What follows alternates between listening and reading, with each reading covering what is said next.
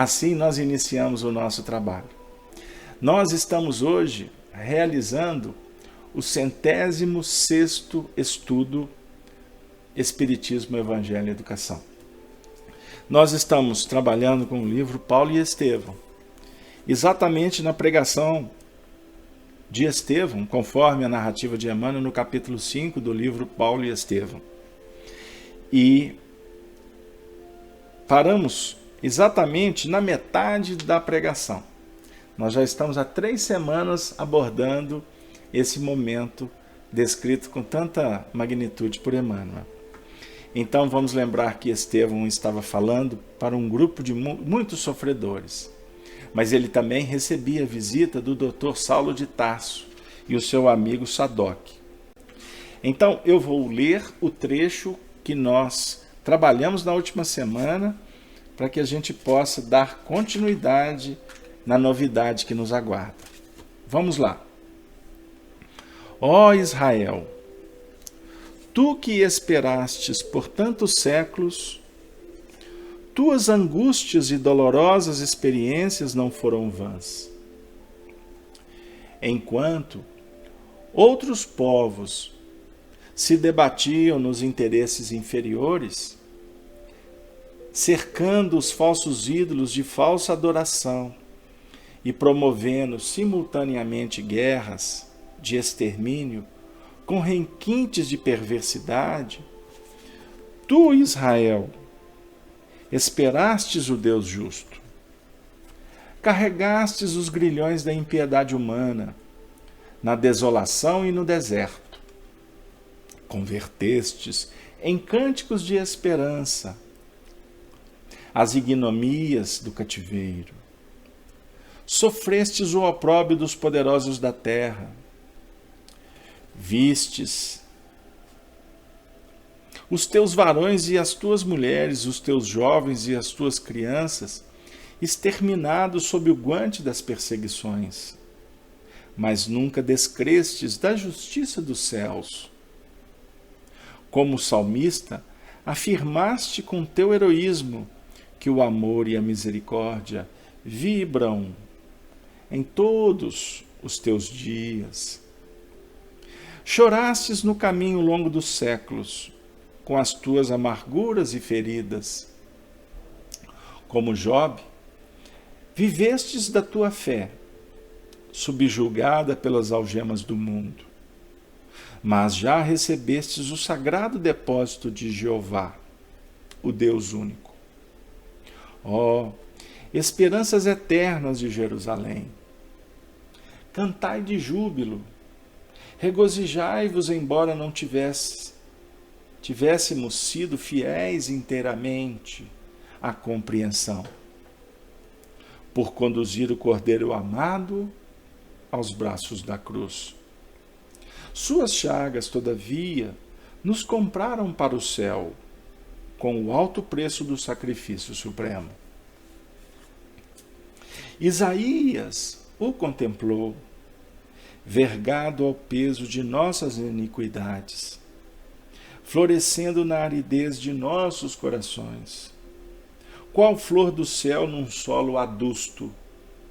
Mas revelou também que desde a hora da extrema renúncia, na morte infamante, a sagrada causa divina prosperaria para sempre em tuas mãos. Amados, onde andarão aquelas ovelhas que não souberam ou não puderam esperar? Procuremo-las para o Cristo, como dracmas perdidas do seu desvelado amor. Anunciemos a todos os desesperançados as glórias e os júbilos do seu reino de paz e de amor imortal. Até aqui nós conseguimos trabalhar. Falamos na última semana de tantos pontos, mas gostaríamos de falar, relembrando da fé, porque embora tantas dificuldades, embora a escravidão, o opróbrio, a humilhação. O povo judeu se manteve uníssono em torno da fé que transformava as dores em cânticos de esperanças, a fé que alimentou ideais durante séculos e que, inclusive, garantiu uma conexão plena com uma possibilidade de vencer o cativeiro, seguindo o líder que representava a luz, o legislador Moisés. Mas as esperanças eternas de Jerusalém não foram suficientes para compreender o Cordeiro amado que veio ao mundo para efetivamente libertar definitivamente todas as ovelhas que ansiavam pela sua chegada. Porque a fé ainda estava caracterizada ou vinculada nos planos que sedimentam apenas o entendimento humano.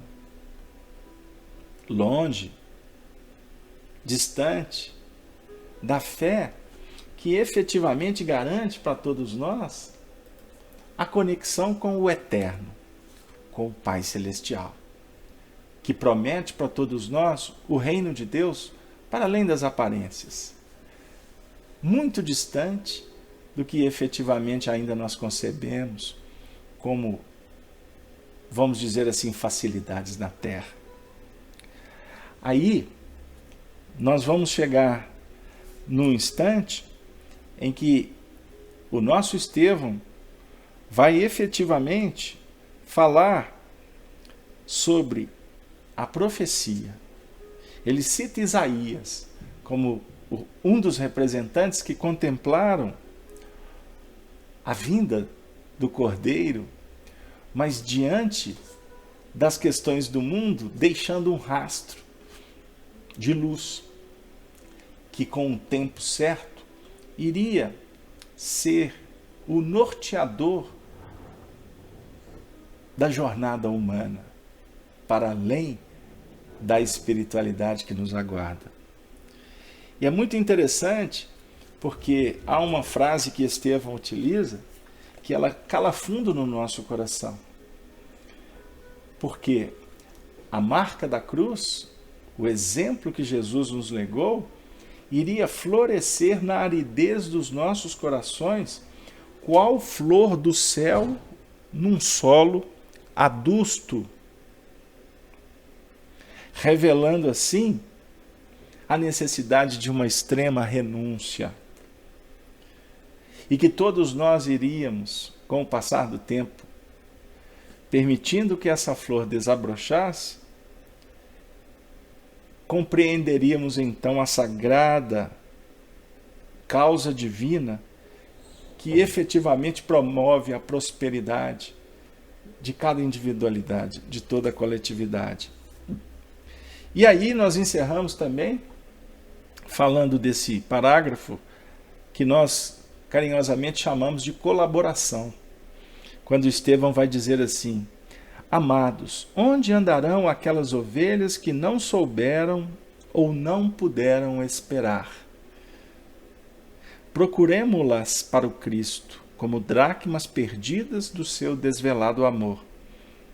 Anunciemos a todos os desesperançados as glórias e os júbilos do seu reino de paz e de amor imortal. E aqui, esse recado cala fundo na nossa intimidade.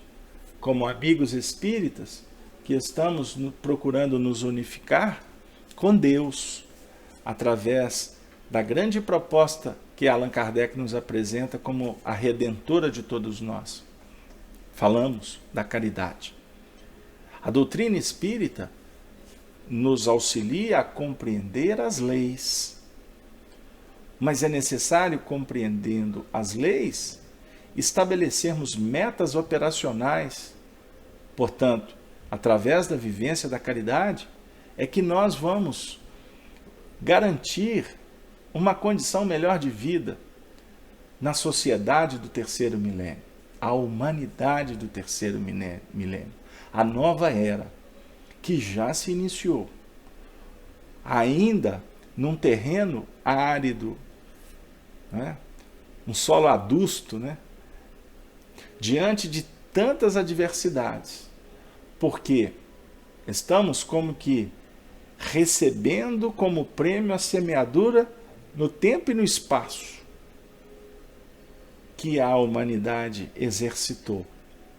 Então agora, para que a gente possa, quanto indivíduos e como coletividades, adentrar nos portais desses novos tempos, é necessário que haja, portanto, o processo do burilamento real, não aparente. Não as dificuldades que vêm de fora para dentro, mas através de todo o mecanismo de conquistas que nós precisamos empreender de dentro para fora. É diferente. Por isso a gente, quando estudamos a evolução, à luz da doutrina espírita, devemos ser cuidadosos em alguns pontos, em algumas teses, reflexões e debates. Porque a evolução não se dá a saltos. É um processo que vai acontecendo gradativamente, embora necessitemos destes saltos de qualidade que se dão pela nossa conexão com o mundo maior, que vem através dos profetas, das profecias, no seu sentido simbólico, fertilizar o nosso coração para os grandes empreendimentos, as ações que vamos no dia a dia, em cada instante, realizando para termos mais fôlegos, mais seguranças, adquirirmos mais convicção, termos uma alimentação mais sadia, mais saúde espiritual, para que a gente possa continuar na grande marcha. A evolução espiritual não se dá por mecanismos místicos. Não é por conta de uma roupa, de uma prática, de um culto religioso que você vai evoluir. Muito menos através de promessas que são expressões puramente humanas. Eu vou melhorar, viu, Senhor? Então o Senhor me dá isso e aquilo. Senhor, me salva do problema que depois serei outro. Não é assim que vamos caminhar. E, embora no movimento espírita, nós ainda repetimos atitudes louvamineiras, mercantilistas, que nós fomos, vamos dizer assim, a nossa mente foi formatada durante muito tempo para operar. Aí hoje a minha promessa é para os espíritos. E até, diga-se de passagem, muitas vezes nós queremos conviver com espíritos superiores, ou então nos dizermos amigos deles, como se isso garantisse a nossa vitória no grande além. Não é isso? Não é por aí. Portanto, eu vou brincar dizendo, balada espiritual de muita movimentação, sem qualificação, é mecanismo puramente humano. Nós podemos estar no movimento espírita, mas de repente com atitudes que são puramente mecanicistas, que na realidade repetem os nossos comportamentos nas nossas atividades profissionais, familiares, etc. Isso tudo, inclusive, nos explica o porquê que a gente encontra contradições ainda tão complicadas no movimento espírita.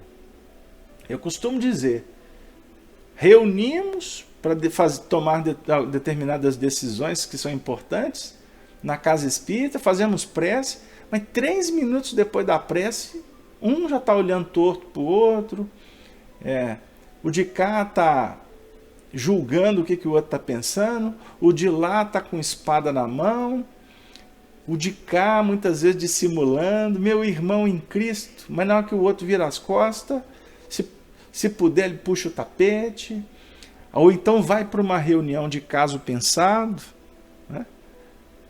Arquiteta antes, para chegar lá e as coisas já estarem, vamos dizer assim, encaminhadas para atender interesses trevosos. Então são pontos,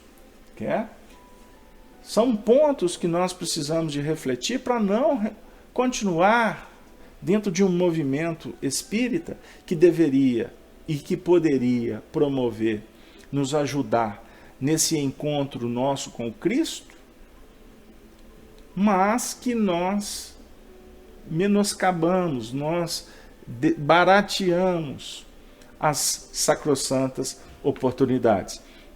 Agora, existem muitos corações que estão sintonizados com a proposta de Estevão. Anunciemos a todos os desesperançados as glórias e os júbilos do seu reino de paz e de amor imortal. Por isso, nós poderemos aqui enaltecer a importância de voltar o movimento espírita para atender aos sofredores, atender aqueles que estão com carência de amor, de paz, de solidariedade. Não necessariamente de religião, mas precisa de um ombro amigo. São aqueles corações que podem, mesmo em meio a grandes provas, estarem apresentando aquela circunstância favorável para ser acolhido pelo amor do Cristo. Então, Estevão vai falar sobre a lei de colaboração. E diga-se de passagem, quando o nosso foco está nesse processo de colaboração, até diga-se de passagem, a gente discute menos e operamos mais. Porque certa feita, Chico Xavier diz para um companheiro assim, que quando muito se discute, o amor chega atrasado. Então é para a gente, poderíamos aproveitar esse ensejo para refletir dessa forma. Mas agora, eu gostaria de convidá-los para dar continuidade ao texto, à leitura do discurso de Estevão, a partir desse momento que ele vai dizer: a lei nos retinha no espírito de nação, sem conseguir apagar de nossa alma o desejo humano de supremacia na terra. Olha o que ele está falando para os judeus. A lei retinha o espírito de nação, poder, nas questões de supremacia na terra. Muitos de nossa raça hão esperado um príncipe dominador que penetrasse em triunfo a cidade santa, com os troféus sangrentos de uma batalha de ruína e morte, que nos fizesse empunhar um cetro odioso de força e tirania. Mas o Cristo nos libertou para sempre. Filho de Deus e emissário da sua glória, seu maior mandamento confirma Moisés, quando recomenda o amor a Deus acima de todas as coisas, de todo o coração e entendimento, acrescentando no mais formoso decreto divino que nos amemos uns aos outros como Ele próprio nos amou. Que beleza! Que profundidade o pensamento do cristão autêntico. Então eu gostaria de convidá-los, como nós costumamos a fazer no nosso programa, Espiritismo, Evangelho e Educação. Trazer esta reflexão para o nosso momento atual. porque esse discurso dele tem tudo a ver com as nossas necessidades do século XXI. Ele vai falar para nós sobre a importância da lei divina. Estudar a proposta do Senhor. É o que a doutrina espírita nos conclama.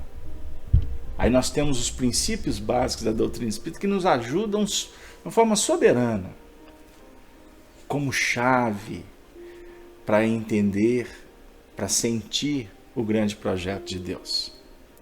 Aí nós temos os princípios, né? Deus, Espírito, matéria, né? O Deus, Jesus, Espírito, reencarnação, desencarnação, evolução, influência dos espíritos em nossas vidas, influência dos espíritos na natureza, mediunidade, livre-arbítrio, causa e efeito.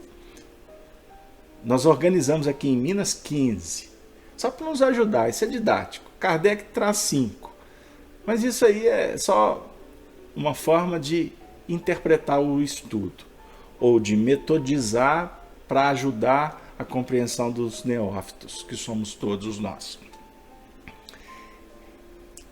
Moisés trouxe o Pentateuco. Kardec também trouxe o Pentateuco. O Evangelho, o Novo Testamento, está fundamentado nos 5 principais livros. Então a gente observa aqui a trilogia, né? A trilogia. A lei de justiça, amor e verdade. Né? Justiça, amor e caridade? Tudo bem, para ficar fiel ao texto. Mas o que vale para nós é o seguinte: primeiro nós temos que entender a justiça de Deus. Moisés trouxe os 10 mandamentos que Allan Kardec desdobra na terceira parte do livro dos Espíritos. Então nós temos que entender a justiça. Por isso é que Jesus respalda Moisés. Moisés, João Batista, Kardec, são projeções que nós precisamos de caminhar por elas. Ok? Mas, contudo, todavia, porém, é necessário colocar a dosagem da vivência no diapasão do amor. Porque só com amor é que a lei ela se engrandece e ela liberta. Não adianta apenas estudar, conhecer, porque não é suficiente para você mudar. Tem que colocar sentido. Você tem que buscar estímulo. Você tem que trabalhar movimentos dentro dos movimentos para arregimentar valores interessantes que possam, bem acomodados, ajustados, utilizados, dar uma base para que você venha a descobrir ou robustecer, dinamizar o que efetivamente é o amor. O amor, como diz João Cabete, o amor é o caminho que conduz os homens aos páramos da luz. Quem faz o bem sem ostentação tem sempre Jesus no coração. Essa poesia é linda. Os Espíritos trouxeram aqui agora para nós, de uma forma inspirada, para ajustar esse contexto e a gente não ficar apenas na exposição dialética. Vamos colocar sentimento nisso. Por exemplo, vamos ser prático. Por que o amor liberta? Você está entendendo aqui, com Allan Kardec, que precisamos compreender o que vem a ser liberdade de escolha, planejamento, não é? E vivência, sabendo que teremos um preço. Eu vou ficar nessas 4 dimensões aqui. Planejamento, escolha, planejamento, não é? vivência e resposta. Vou ficar no quaternário aqui, não é? Que é a base da pirâmide. Olha para vocês verem, tudo está em tudo. Isso é um princípio hermético. Tudo está em tudo. De tudo você desdobra o bem ou o mal. Mas vamos voltar. Então o que acontece? Nessa dinâmica aqui, você se aprisiona, portanto, ou se liberta. Quer um exemplo? Você, estudante de doutrina espírita, acabou a sala daqui a pouquinho. Aí nós vamos sentar com a nossa esposa. Ok? Aí a esposa vai chegar pra gente e falar assim, mas ninguém merece esse tal de espiritismo.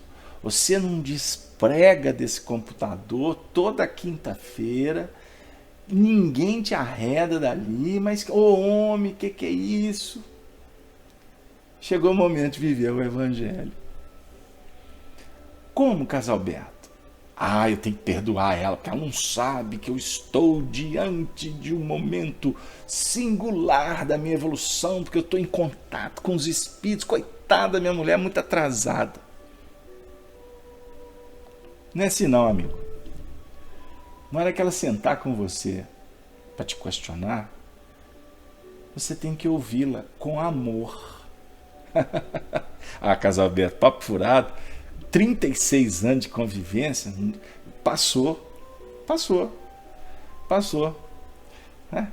Passou um avião e nele está escrito que você está no fundão do poço, porque você não compreendeu o processo, por isso é que você já se desvinculou do mecanismo chamado amor, que é projeto, que não é sentimento apenas. Amor é um grande tabernáculo que, para adentrá-lo e vivê-lo, ou intercambiar com as forças superiores que o tabernáculo oferece, você tem que estar com a alma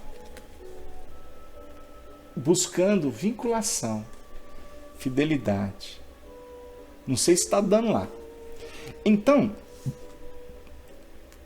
se nós ficarmos puramente racionalizando, nós nos aprisionamos. Agora, se você coloca amor, está arriscado. Sabe o que o amor pode promover em nós?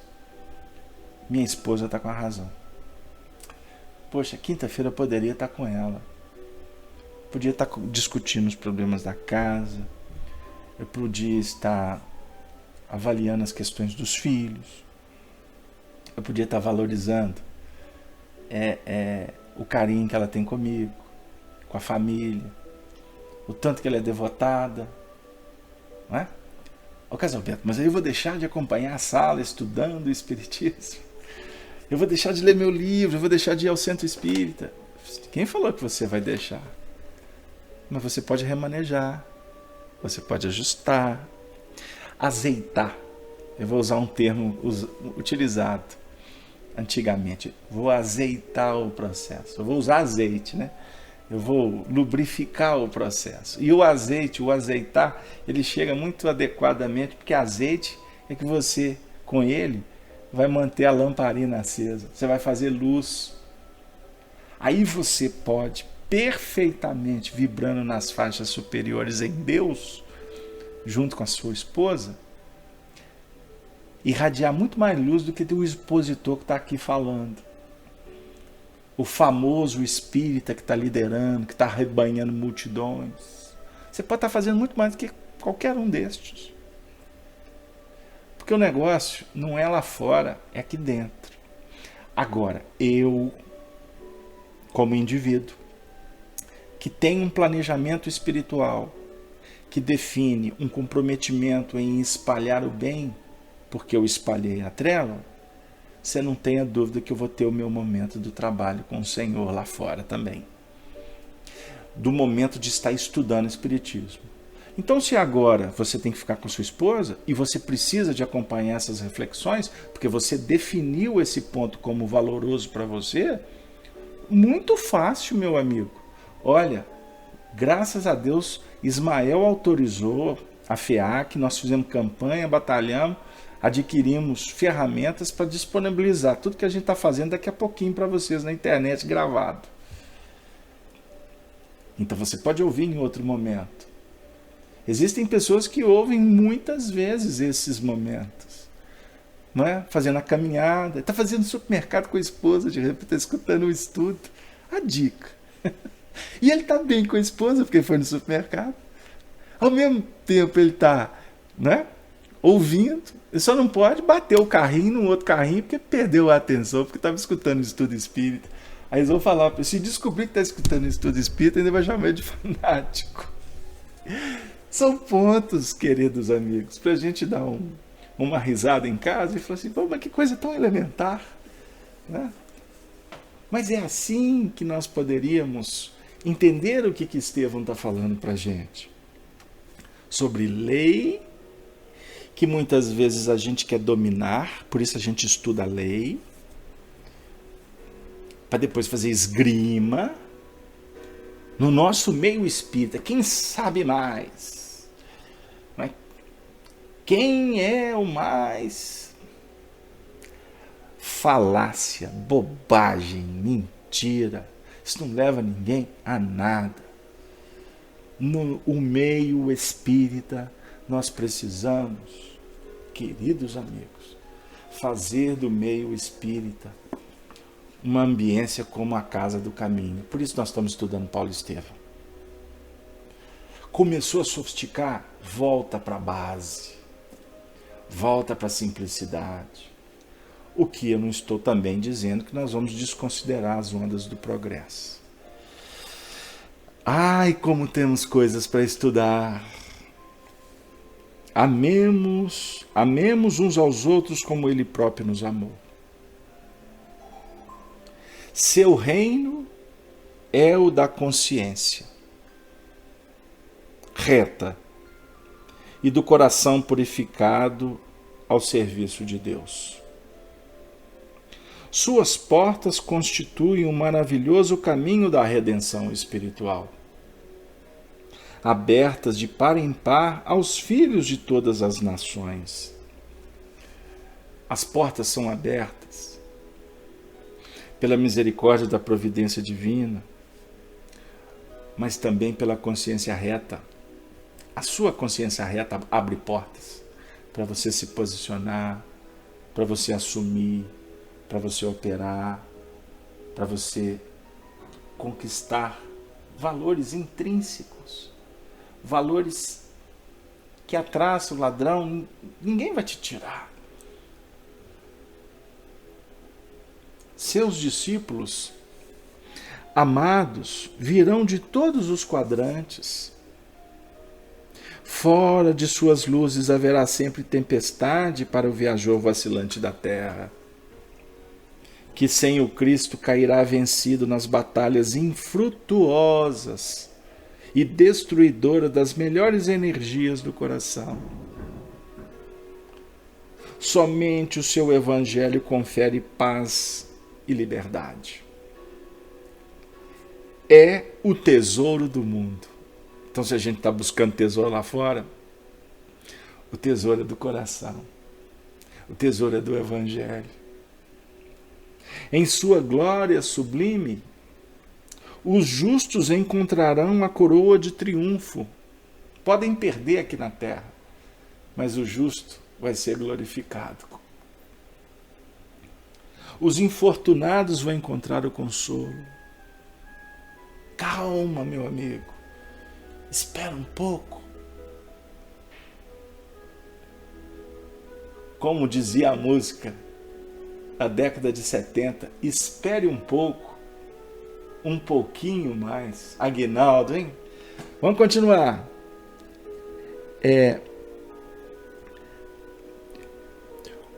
Os tristes a fortaleza do bom ânimo, os pecadores a senda redentora dos resgates misericordiosos. Está chegando a hora, por isso que nós estamos resgatando, gente. Por isso é que chegou o momento do testemunho, é por conta da misericórdia de Deus, que percebe que chegou a hora da gente falar, aqui veio. Por que se entregar à depressão, à desolação? Ajusta. Quanto mais evoluído é o espírito, mais ele amplia a sua capacidade de adequação. Adequação.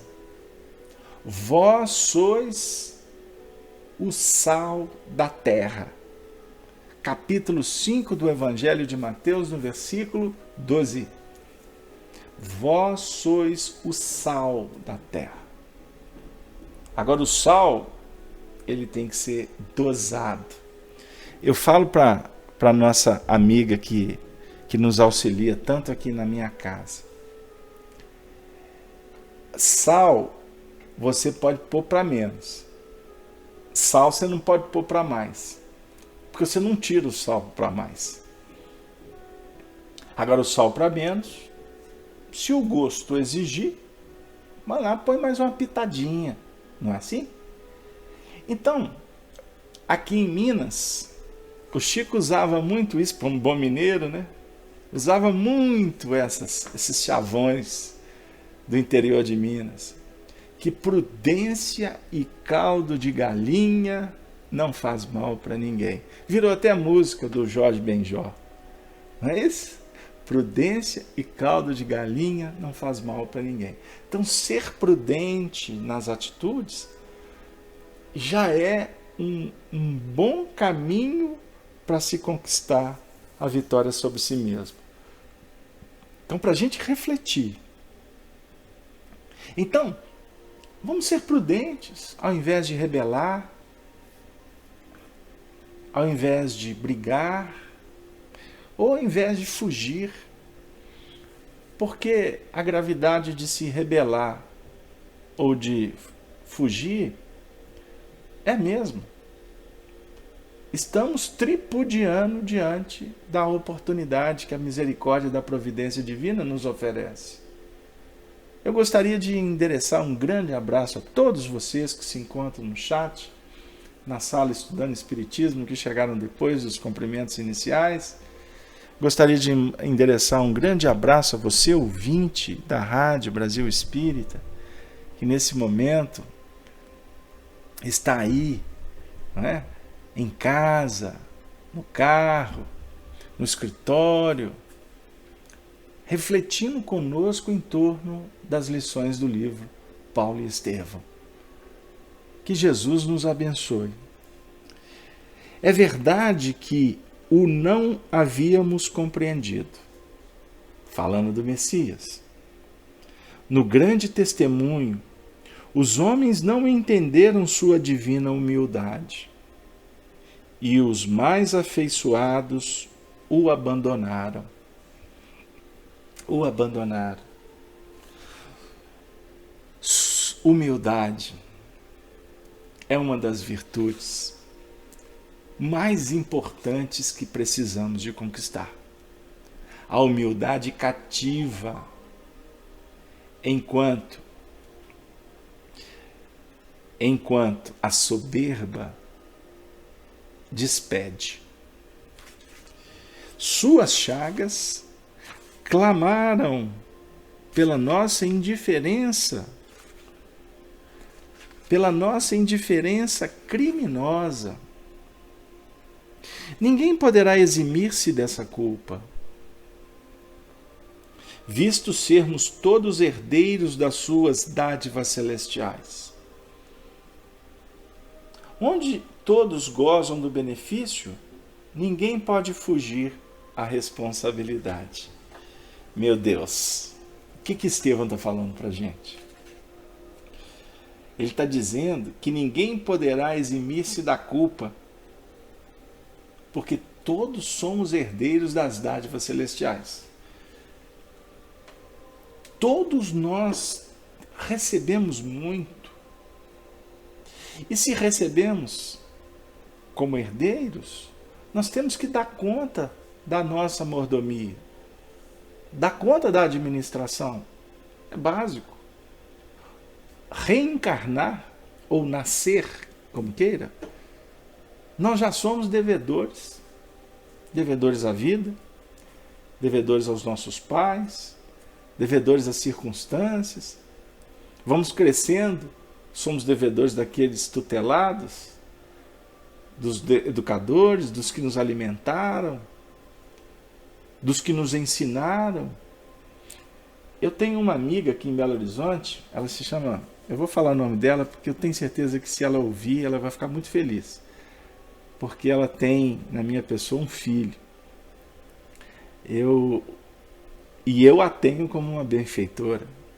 Com pouco menos de 20 anos, eu fui acolhido por ela no Centro Espírita Oriente, grupo da Fraternidade Irmão Sheila, aqui em Belo Horizonte, na rua Aquiles Lobo, número 52, no bairro da Floresta.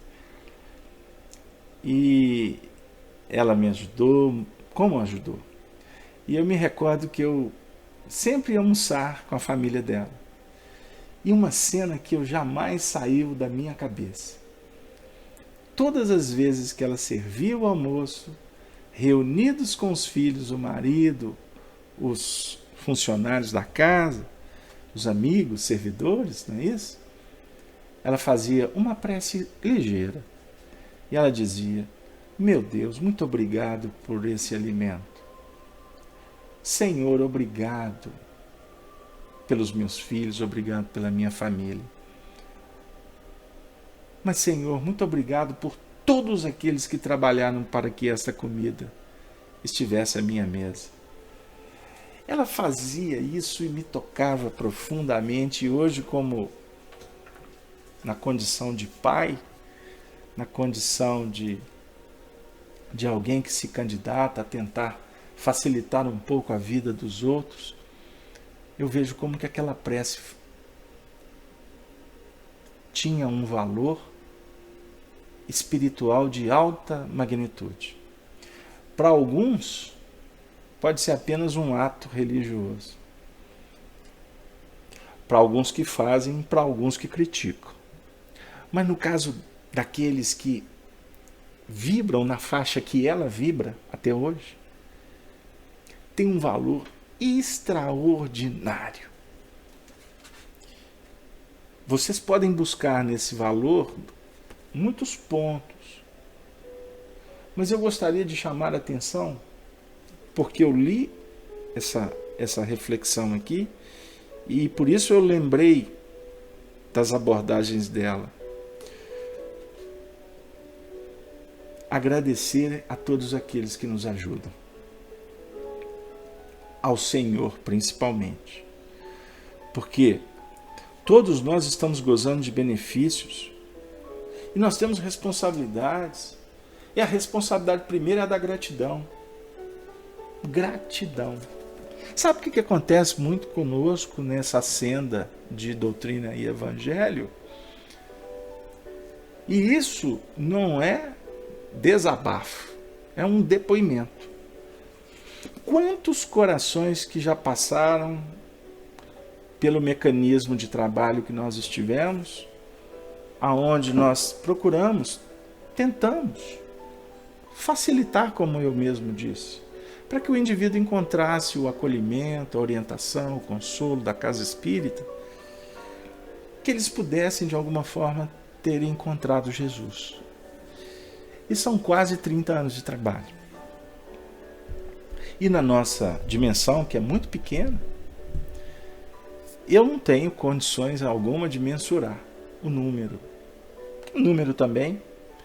Número é registro de alemão na contabilidade precisa, ou então é recurso para ficar sustentando vaidade tola de alguns amigos. Mas eu gostaria de dizer que um número muito expressivo, depois que recolheram o que lhes interessava, partiram, sem voltar jamais. E por isso a gente foi vendo isso ao longo dos anos. O que nos colocou na condição hoje de valorizar um recurso, ou um movimento, ou um sentimento, que a espiritualidade aborda isso no Evangelho segundo o Espiritismo. sentimento de gratidão. Seja grato. Não esqueça disso, meu amigo. Não é a gratidão bajulatória ou de expressões efêmeras, mas eu falo da gratidão do fundo da alma. Por isso, vez por outra, eu reflito, estudando, escrevendo, como biógrafo de Chico Xavier, desvalido dos menores, mas eu me tornei sem querer. A providência me chamou para isso. Estudo muitas coisas da vida do Chico. Tenho documentos, materiais. E uma das coisas que mais eu presto atenção no comportamento do Chico é o cuidado com o semelhante. E o profundo sentimento de gratidão que ele teve com todos que auxiliaram ele. E isso bate na nossa alma. E agora eu vou falar até como desabafo. Antes foi depoimento.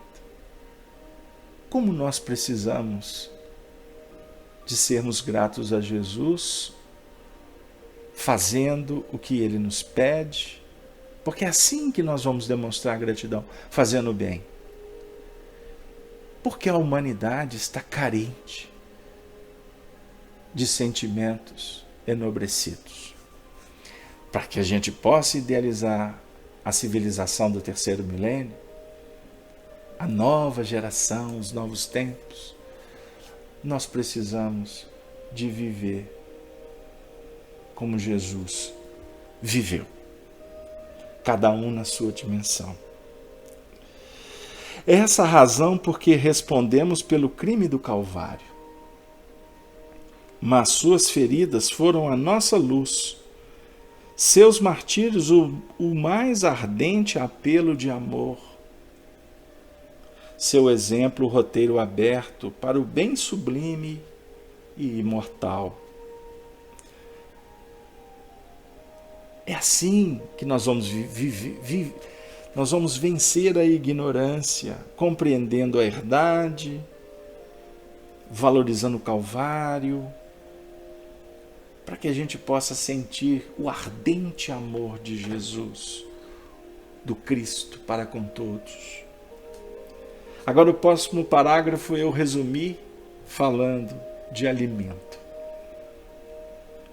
Porque Estevão diz assim: vinde, pois, comungar conosco à mesa do banquete divino. Não mais as festas do pão putrescível, mas o eterno alimento da alegria e da vida. Não mais o vinho que fermenta, mas o néctar confortante da alma, diluído nos perfumes do amor imortal. Observemos. Eu chamo a atenção aqui, o tempo ainda permite. O tempo ainda permite. Ele primeiro chama para um banquete. E o banquete é divino, qualificado. As iguarias, as especificidades, os detalhes são de ordem superior. Então o banquete aqui é troca, é virtude, é caridade, é paciência, é perdão, é cordialidade, é tolerância, é colaboração, é todos os mecanismos que possam caracterizar um alimento para os seres. Aí a gente pode sintetizar o banquete colocando um dístico: amor. Amor. Aí agora me recordo de Chico Xavier. Quando certa feita ele deu uma entrevista para a Rede Globo e quem o entrevistou foi Glória Menezes. Isso mesmo, Glória Menezes. Foi lá para o ano de 71, por aí. Aí ele disse assim, que se ele pudesse, se ele tivesse algum tipo de autoridade, o que ele não tinha, ele gostaria muito de imaginar ou de pedir que os homens colocassem nos umbrais, né, na soleira das portas dos lares, o ensinamento de Jesus do amai-vos uns aos outros como eu vos amei. E o Chico falou isso com tanta ternura, com tanto carinho, que a gente pode entender então que um lar com esse dístico à porta, ele passa a ser não só um cadinho purificador, mas um ambiente que favorece um banquete enobrecido, um banquete divino. Aí ele vai falar de uma festa, onde ele vai falar de pão, de vinho e de perfume. Olha que interessante, como é gostoso estudar o Evangelho miudinho, né? A gente está acostumado a fazer isso aqui em Belo Horizonte. A gente teve essa escola, né? No Grupo Emmanuel, na União Espírita Mineira, com tantos coroações. Agora me recordo do Honório Abreu, do Oswaldo Abreu, do Lúcio Abreu, os três irmãos. Mas o grande professor deles foi o Sobral. Como dava a aula de Evangelho, era uma coisa assim magnífica, não é? O nosso próprio Leão Zálio, Manuel Alves e tantos outros, né? Que a gente, por certo, vamos deixar de citar a maioria por esquecimento, mas a gente acabou aprendendo um pouquinho, embora guardando todas as proporções. Mas esse trecho aqui ele traz para nós, então, repetindo. Ele vai falar de um banquete. E no banquete, nós podemos encontrar pão, vinho e perfume. No caso do pão, ele fala assim, não mais o pão putrescível. O pão putrescível são todos os movimentos que não atendem a alma, podem atender o corpo. E quando fala atender o corpo, você pode englobar o corpo sensação, o corpo emoção, não é? O corpo no seu sentido de paixões, de interesses humanos. Aí você pode ampliar e encaixar o que você entender ser o melhor, não é? Mas são mecanismos que não alimentam a alma. Portanto, é aquele pão que, por exemplo, fisicamente o nosso pão, que é o alimento básico, você alimenta do pão, daqui a pouco, dependendo da constituição do pão, você está com fome de novo. Por exemplo, a paixão. Você busca a paixão, o prazer. Ele vai te atender naquele quesito, mas como ele não alimenta a alma, e ele acaba convidando para emoções complexas, depois a alma, por não ter recomposição energética, ela queda, como o corpo também cai, cansado. Deu aí? Então, Estevão está falando aqui que o banquete espiritual é o do pão divino. E o pão divino, nós podemos resumir a conversa trazendo Jesus dizendo: eu sou o pão da vida. Então tá, Casalberto, como é que nós vamos fazer para comer o corpo dele? Então tá bom, numa linguagem simples eu vou dizer que o pão dele é o pão da doutrina dele. Trabalho, solidariedade, tolerância. Posso sintetizar o pão aqui? Eu posso falar de Deus, Espírito e Matéria? Eu posso falar de Pai? Vai ficar melhor. Olha o que eu vou trazer. Pai, Filho e o Espírito Santificado. Isso dá pano para manga. É a Trindade, mas não é mistério mais. É revelação. Trindade, Pai. O Pai, no seu sentido de criador, não. O Pai no sentido de amante, tá? De amante, do operante. O Filho é o fruto da operação do amante, que casa com a vida. Ok. É um consórcio divino. Agora, o filho por si só, ele precisa não só do pai, mas ele precisa se consolidar como um projeto que vai herdando do pai todo o conteúdo revelador. Ele tem que se tornar jovem, adulto, para se tornar amante também, tá certo? Então o filho, à medida em que ele intercambiando com fidelidade ao pai, ele vai se santificando. Casalberto, para que você entrou nisso? O tempo não vai deixar. Mas se vocês quiserem, a gente volta depois, tá bom? Mas eu não vou perder a oportunidade. Rapidinho. Então, é a trindade. O número 1 é a unidade da vida. O número 2 é a unidade que se faz dualidade. São os contrários, as adversidades, mas que se conjugam apesar de polos opostos. Se atraem, ok? Nós podemos falar do dia e da noite, da luz e da treva, do homem e da mulher, ok? Deus e Mamon, e aí vai, ok? O ativo e o passivo. São conjugações que vão estabelecendo as metas de evolução na Terra. Agora, o grande lance é quando se atinge o 3, que é o Espírito Santo, que é aquele que desceu, operando, voltou aprendendo e tornou a descer extremamente aprimorado e vencendo as etapas e abrindo novos ciclos de vida. Desculpe, mas eu vou filosofar demais aqui. Então, o pão é o alimento, amor é alimento. Você fazendo, você se alimenta. Santificado na sua consciência, você fazendo, você vai ter respaldo.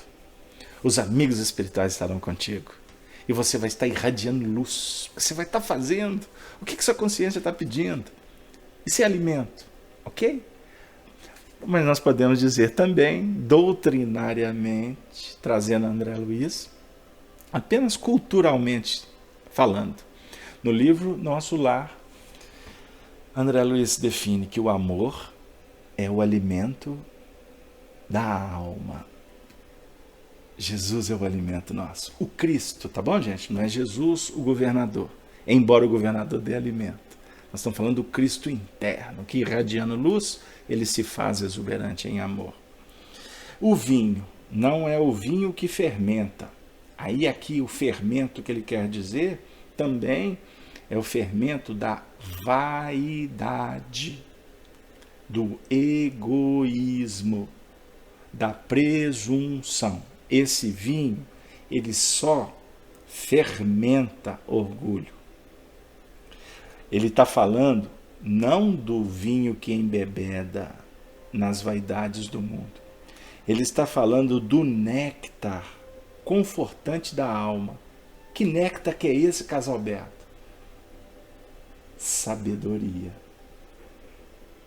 Por isso é que há uma associação dos teólogos, dos exegetas, falando do vinho, trazendo o vinho como projeto fino de sabedoria, mas em dosagem simples.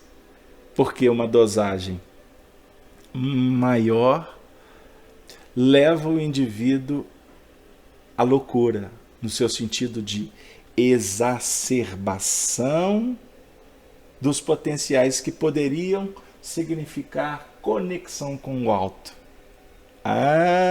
O assunto é complexo, né? Mas é gostoso, ele é estimulante, não é verdade?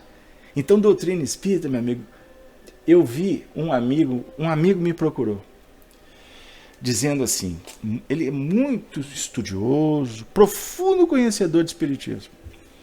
Ele disse assim: Casalberto, será que não está na hora da gente investir mais num aprofundamento do estudo doutrinário, ao invés da gente ficar fazendo tanta palestra, da gente gastar tanto tempo com uma série de coisas e etc. Será que não está na hora da gente fundamentar o intelectualismo espírita? Eu ouvi, vi a empolgação. Aí eu falei para ele o seguinte: meu amigo, nós temos entidades no mundo espiritual que têm uma capacidade de aprofundamento que é uma coisa absurda. Mas observem os espíritos superiores. Como eles se preocupam muito mais com as notas do sentimento do que com as projeções do intelectualismo, do academicismo. Observe como que André Luiz era tratado por Calderaro, por Clarencio, por Alexandre, por Asclépios. Vocês estão lembrados dos mentores do André Luiz? O André Luiz, tem o Afonso Chagas, querido amigo, trabalhador nosso, juntos, trabalhamos muito tempo na União Espírita Mineira, trabalhou comigo no Verne, trabalhou comigo muitos anos, 6 anos ele trabalhou comigo na FIAC. O Afonso fala que ele tinha muita vontade de ser assim meio aprendiz do André Luiz, porque se ele fosse o André Luiz ele ia apertar mais. Eu morro de rir dele falando. Ele ia perguntar mais, porque o André Luiz, na hora da euforia, aí o benfeitor: calma, André, depois a gente volta no assunto, nós temos que dar um passe ali, nós temos que ser prudente, nós temos que ir devagar, porque a descoberta, ela contagia, ela empolga. Por isso, Emmanuel define que a sabedoria é o caminho, mas o amor é luz. Ok? Gente, o tempo está acabando. Então, vamos refletir que, alinhando o alimento, o amor, com a sabedoria, os perfumes é que fazem ou que definem a magnitude, a essência divina. Sabe o que a gente busca? Primeiro o perfume.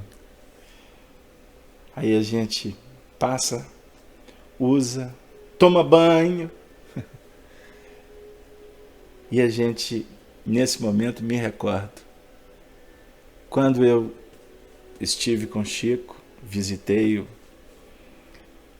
em 1992, em Uberaba,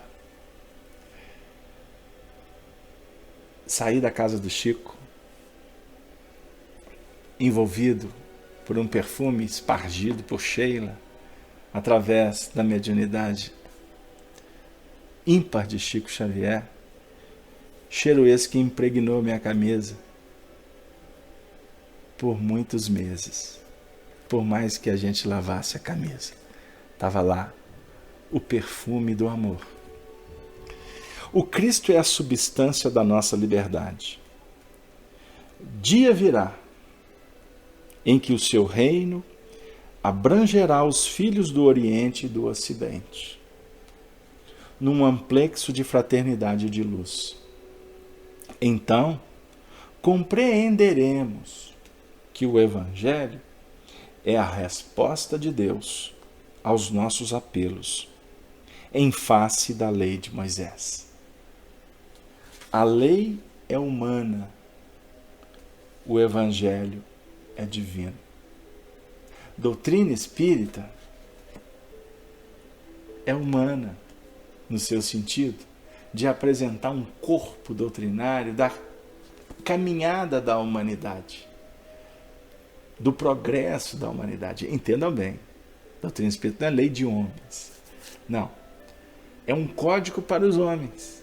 Nós precisamos de entender o simbolismo das estrelas. O porquê as estrelas descem do zimbório para nos visitar. Os espíritos do Senhor. Por que eles fazem isso?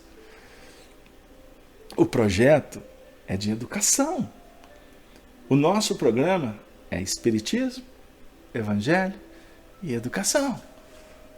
Nós precisamos de, com muito carinho, bater nessa tecla. Mas o Evangelho é divino. E eu vou dizer, como sempre temos procurado afirmar, o Evangelho divino não é o Evangelho cognitivo.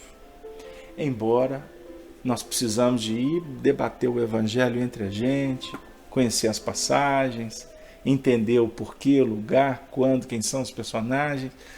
A gente precisa de uma metodologia, e essa é a proposta do estudo interpretativo do Evangelho, que graças a Deus Emmanuel veio trazer para o movimento espírita.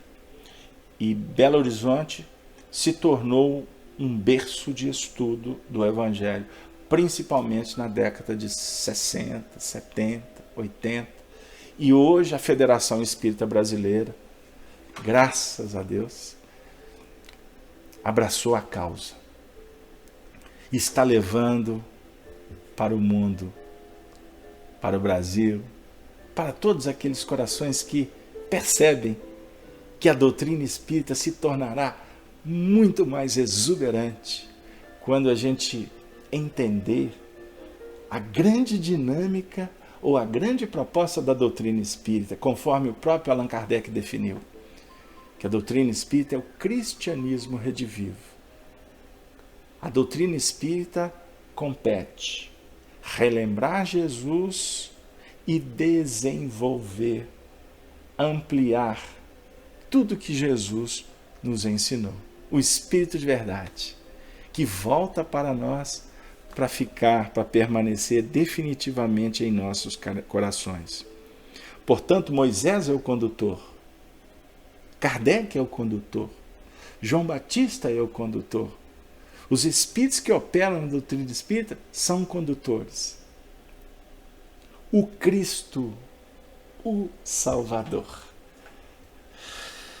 Os profetas foram mordomos fiéis, cuidaram bem. Jesus, porém, é o Senhor da vinha. Com a lei, éramos servos. Com o Evangelho, somos filhos livres de um Pai amoroso e justo. Todos nós somos filhos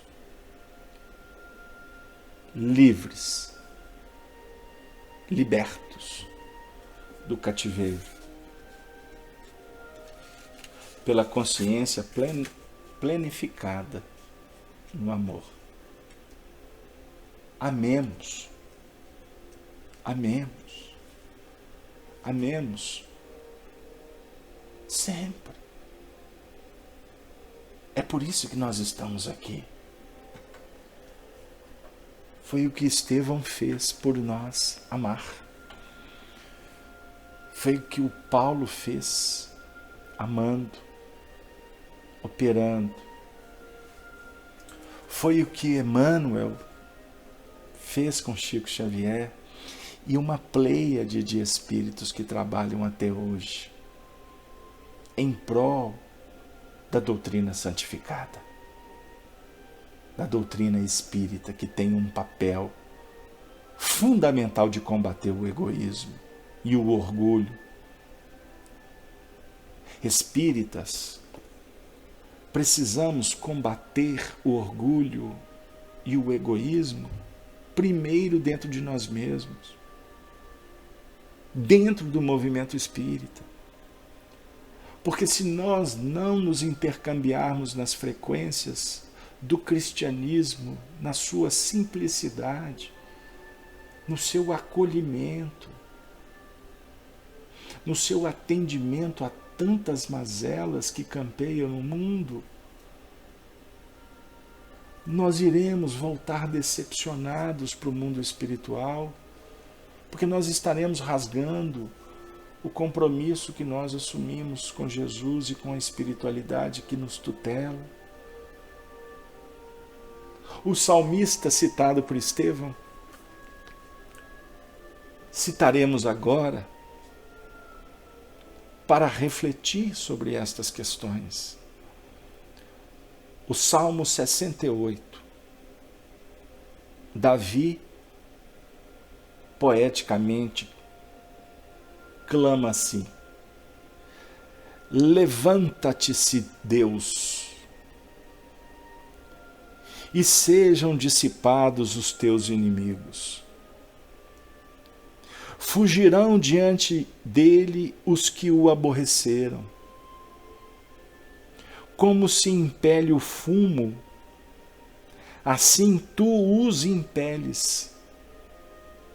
Como a cera se derrete diante do fogo, assim pereçam os ímpios diante de Deus.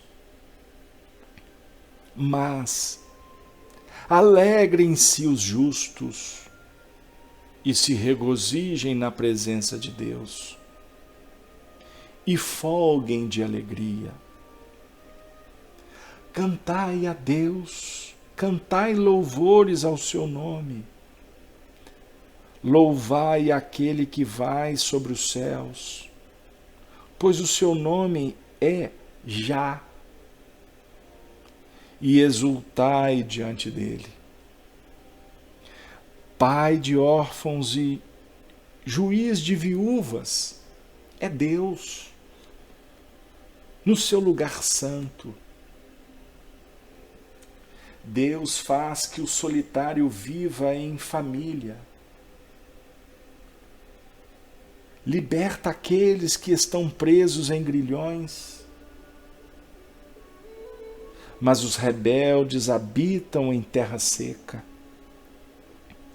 Ó Deus, quando saias adiante do teu povo, quando caminhavas pelo deserto,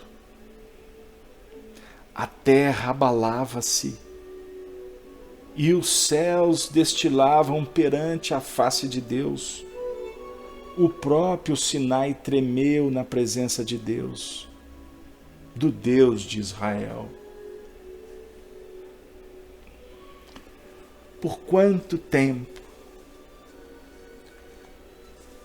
nós cantamos com os salmistas, esperançosos de que Deus viesse ao nosso mundo para dissipar os inimigos, para que eles pudessem fugir dele, os que o aborreceram. E na realidade, o médium inspirado que grafou, ele trouxe em simbologia o que hoje em doutrina espírita nós estudamos de uma forma clara. O Cristo íntimo, o Cristo de cada um, precisa, está na hora de se despertar para dissipar inimigos que estão lá fora. Não. Para que eles fujam porque aborreceram quem está lá fora, as circunstâncias. Não. O Cristo, ele efetivamente é a operação da luz que dissipa a treva, que pulveriza impedimento, que estão dentro de nós mesmos e que nós mesmos alimentamos. Verdade dissipando a ignorância. Educação formando novos hábitos. É Deus, é a operação divina em cada um de nós. E as conquistas, a justiça, os valores que estão bem acomodados dentro de nós, vão se sentir fortalecidos. Por isso que vão se regozijarem perante Deus. Mas é a consciência. O nosso momento atual aqui na sala, estudando, é cantar a Deus, é cantar louvores ao seu nome. Nós estamos aqui para agradecer a tudo que Ele nos deu. Nós precisamos de louvar, nós precisamos de agradecer, nós precisamos de respeitar o divino e cuidar dele. Exultai diante dele, é reverenciar todas as propostas que te convidam para o trabalho, para o estudo e para a paz. Mas nós caminhamos indiferentes. O salmista está nos conclamando para acordar. Chegou a hora. E acordando, nós vamos perceber que órfãos, viúvas, todas as mazelas vão se sentir seguras porque terão uma mão amiga. Órfãos, viúvas, chagazes estão dentro de nós mesmos. Deus faz que o solitário viva em família. Ele está nos convidando para ser solidário, porque quem é solidário não vai ser solitário jamais. Estaremos sempre juntos, do bem, por mais que você tenha que caminhar sozinho, você vai estar tranquilo. Porque no fundo, ninguém está só quando ama. Temos os espíritos e temos sofredores para amar. Mesmo que seja apenas um cão, mesmo que você só tenha um pedaço de pão, é suficiente para dividir. Ó Deus, quando saias adiante do teu povo, quando caminhavas pelo deserto, a terra abalava-se e os céus destilavam perante a face de Deus, o próprio Sinai tremeu na presença de Deus, o Deus de Israel, o nosso Pai. Tudo se modifica quando Cristo nasce em cada um de nós. Seremos fortes suficientemente para vencer quaisquer obstáculos, porque estaremos trabalhando em sintonia com a prudência, com o amor, mas com a coragem, com a determinação, com a sapiência. Oh, tu, Deus, mandastes a chuva em abundância, confortastes a tua herança quando estava cansada. Nela habitava o teu rebanho. Tu, ó Deus, provestes o pobre da tua bondade. O Senhor deu a palavra. Grande era o exército dos que anunciavam as boas novas. Reis de exércitos fugiram à pressa, e aquele que ficava em casa repartia os despojos. A chuva que embebeda a terra, que saneia, que limpa, que oferece abundância, é a esperança, é o trabalho. O rebanho são os potenciais que o Senhor provê para que eles se fortaleçam e vençam as misérias morais. Queridos amigos, como é bom, como nos felicitamos estar diante do Senhor, conversar sobre o Senhor, cantar com o Senhor, enxugar lágrimas com o Senhor. Como é bom, amigos, estar com vocês, porque o Senhor está contigo, o Senhor está com todos nós, e intercambiando com os amigos, é que nós vamos sentir a presença de Deus, a dizer sempre para cada um de nós: